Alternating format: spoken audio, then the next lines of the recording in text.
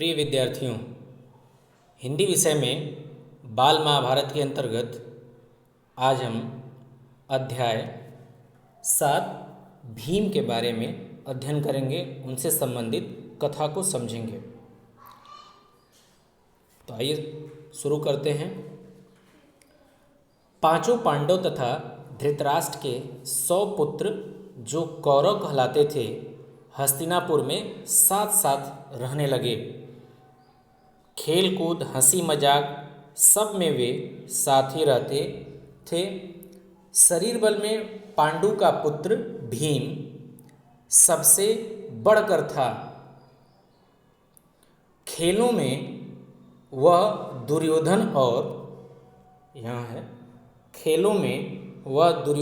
और उसके भाइयों को खूब तंग किया करता। यद्यपि यानी फिर भी भीम, यद्यपि का अर्थ फिर भी होता है, यद्यपि भीम मन में किसी से वैर नहीं रखता था।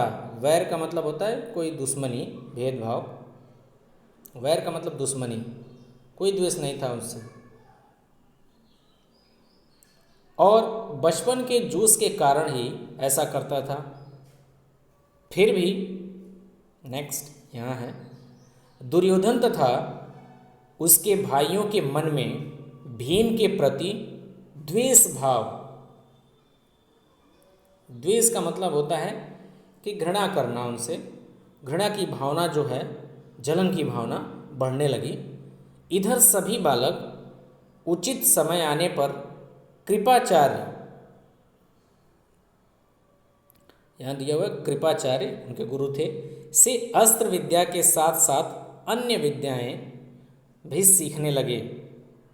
विद्या सीखने में भी पांडव कौरव से आगे ही रहते थे। इससे कौरव और खींचने लगे। खींचना, नाराज होना। दुर्योधन पांडवों को हर प्रकार से नीचा दिखाने का प्रयत्न करता था। भीम से तो उसकी जरा भी नहीं पड़ती थी।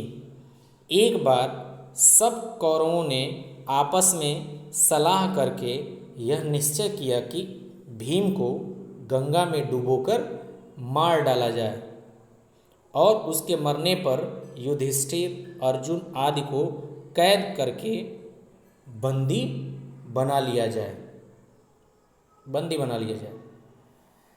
यानी इसमें ये बताया गया है कि जो पांडव थे, पांचों पांडव और कौरव, पांडु के 5 पुत्र थे, युधिष्ठिर, भीम, अर्जुन, नकुल, सहदेव, और धृतराष्ट्र के 100 पुत्र थे जो कौरव कहलाते थे, जिसमें बड़ा दुर्योधन था। ये सभी साथ साथ हस्तिनापुर रहने लगे, साथ साथ खेलते और अस्त्र शस्त्र की विद्या सीखते।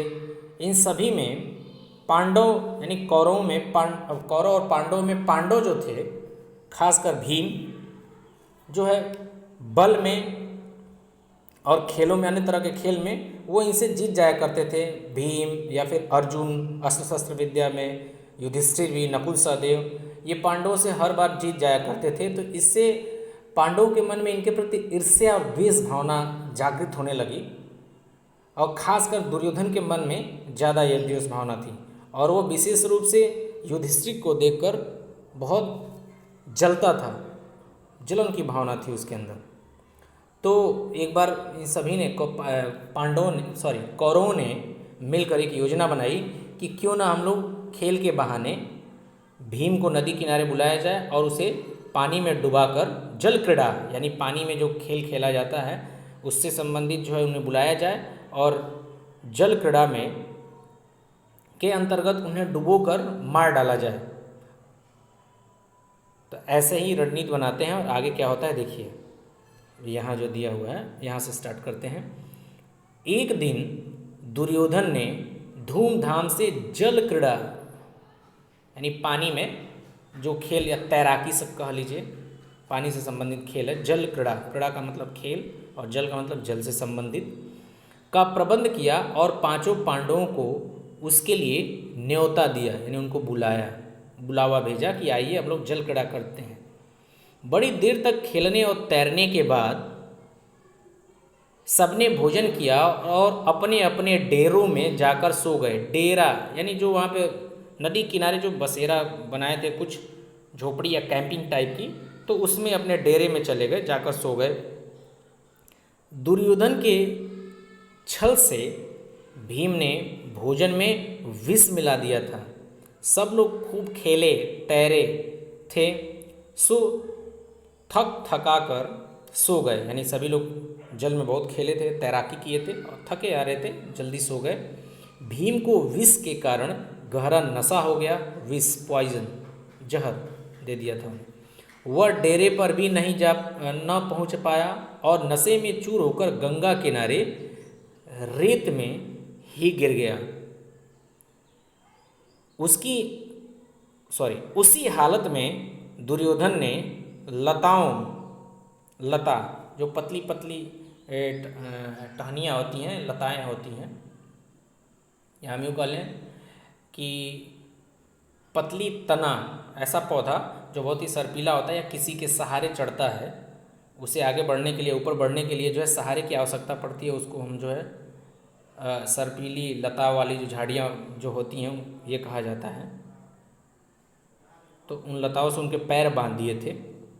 आगे देखिए, हाँ, यहाँ से लताओं से उसके हाथ पैर बांधकर उसे गंगा में बहा दिया। लताओं से जकड़ा हुआ भीम का शरीर अब उन पतली पतली जो तने थे उससे जो है उसके हाथ पैर बांध दिए भीम के, ताकि भीम जो है तैर ना सके या उससे बाहर ना निकल पाए और जल में डूब जाए, उनकी मृत्यु हो जाए। आगे क्या होता है देखिए। लताओं से जकड़ा हुआ भीम का शरीर गंगा की धारा में बहता हुआ दूर निकल गया। दुर्योधन मन ही मन यह सोचकर खुश हो रहा था कि भीम का तो काम तमाम हो गया, यानी भीम अब मर गए, उनका काम तमाम हो गया होगा। जब युधिष्ठिर आदि जागे और भीम को न पाया तो चारों भाइयों ने मिलकर सारा जंगल तथा गंगा का वह किनारा जहाँ जल क्रीड़ा की थी छान डाला। अब ये जब जगे, ये लोग उनके भाई जब जगे तो भीम को ढूंढे, भीम कहीं मिले नहीं। अब ये नदी के किनारे पहुँचे जहाँ ये लोग खेल रहे थे, जल क्रीड़ा कर रहे थे, और जंगल में उन्हें ढूंढने लगे, उसके बाद भी नहीं मिले। इनकी चिंता बढ़ गई। आगे देखिए। पर भीम का कहीं पता न चला। अंत में निराश होकर दुखी हृदय से वे अपने महल को लौट आए। इतने में ही क्या देखते हैं कि भीम झूमता झामता चला आ रहा है। पांडवों और कुंती के आनंद का ठिकाना न रहा। युधिष्ठिर, कुंती आदि ने भीम को गले से लगा लिया, पर यह सब हाल देखकर कुंती को बड़ी चिंता हुई। उसने विदुर को बुला भेजा और अकेले में उनसे बोली, दुष्ट दुर्योधन जरूर कोई न कोई चाल चल रहा है। राज्य के लोभ में वह भीम को मार डालना चाहता है। मुझे इसकी चिंता हो रही है। राजनीति कुशल विदुर कुंती को समझाते हुए बोले, तुम्हारा कहना सही है, परंतु कुशल इसी में है कि इस बात को अपने तक ही रखो। प्रकट रूप में दुर्योधन की निंदा कदापि न करना, नहीं तो इससे उसका द्वेष और बढ़ेगा। इस घटना से भीम बहुत उत्तेजित हो जाते हैं, यानी क्रोधित, आवेश में आ जाते हैं, एक्साइटेड हो जाते हैं मारने के लिए, जब उन्हें पता चलता है कि इस कर्म के पीछे किसका हाथ था, यानी कौन उन्हें मारना चाहता था। उसे समझाते हुए युधिष्ठिर ने कहा, भाई भीम, अभी समय नहीं आया है, तुम्हें अपने आप को संभालना होगा। इस समय तो हम पांचों भाइयों को यही करना है कि किसी प्रकार एक दूसरे की रक्षा करते हुए बचे रहें। भीम के वापस आ जाने पर दुर्योधन को बड़ा आश्चर्य हुआ, उसका हृदय और जलने लगा। यानी जब दुर्योधन ने देखा, वो तो ये समझ लिया था कि अब भीम मर चुके होंगे, लेकिन जब भीम वापस आ गए तो इसे आश्चर्य हुआ और उसका द्वेष और बढ़ गया। तो ये था भीम के बारे में कि पांडवों में भीम सबसे बलशाली थे, ये सभी लोग जानते हैं, गदा युद्ध में खासकर।